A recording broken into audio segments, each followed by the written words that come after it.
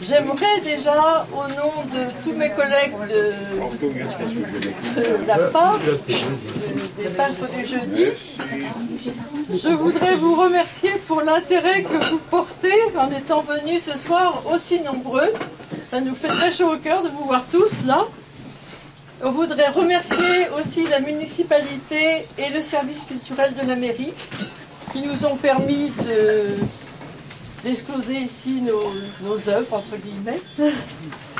On voudrait remercier la Maison du Temps Libre qui met un local à notre disposition tous les jeudis. Donc ça nous permet de nous retrouver tous les jeudis et de peindre ensemble. Bon, ce n'est pas notre première exposition ici. Nous avions déjà eu le privilège d'exposer à la Cour des Chênes en juin 2007. C'était au moment où le tram-train arrivait à Mulhouse. Donc le thème était tout trouvé, le thème c'était évidemment Mulhouse. Donc nous vous avions promené dans des quartiers connus, inconnus et restaurés de Mulhouse.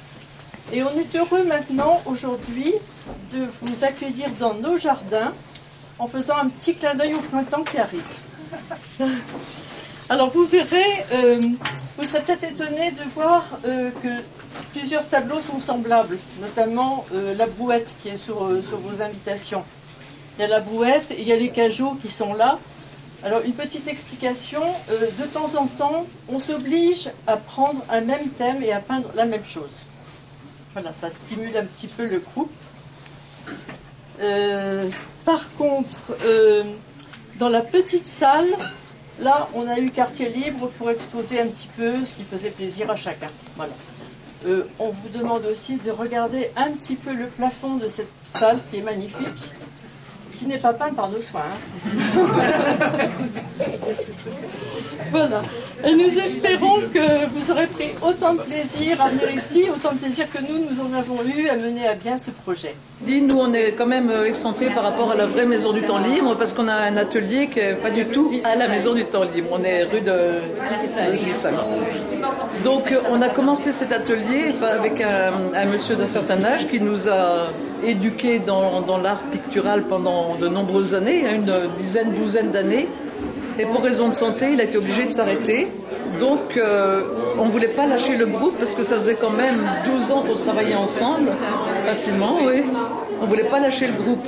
Alors, on a décidé qu'il y ait un ou deux, on s'est proposé toutes les deux. On s'est mis en binôme. Voilà, en tant que responsable pour avoir la clé des locaux, parce qu'on n'est pas donc à la Maison du Temps Libre. Il fallait que quelqu'un ait cette fameuse clé. Et du coup, de fil en aiguille, donc les deux responsables, on s'est occupé un peu du groupe.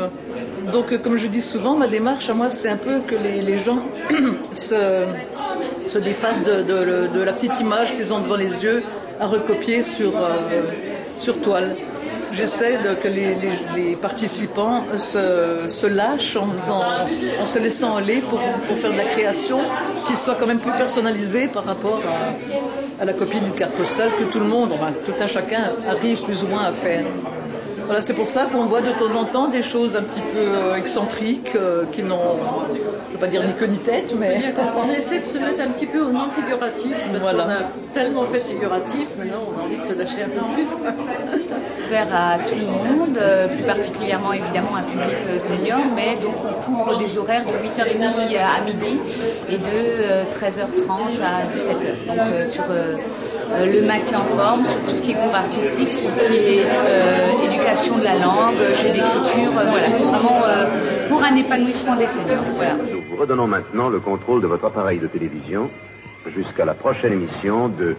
Le furet mulhousien.